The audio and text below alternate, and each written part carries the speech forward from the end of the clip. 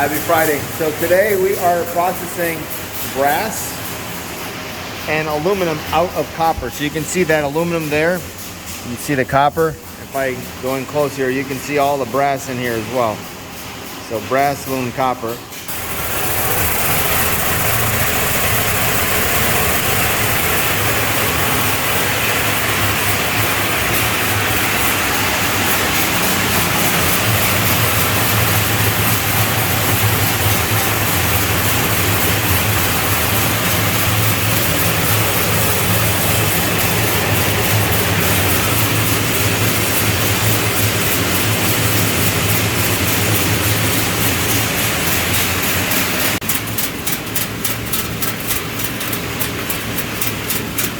And over here you can see the brass and the aluminum.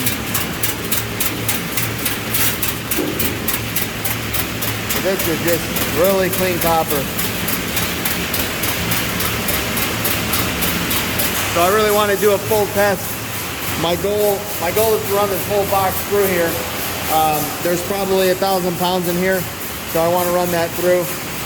And this was a mixture from when we were doing meatballs, so there was always some cast aluminum, different aluminums that got mixed in, so we can get that through there.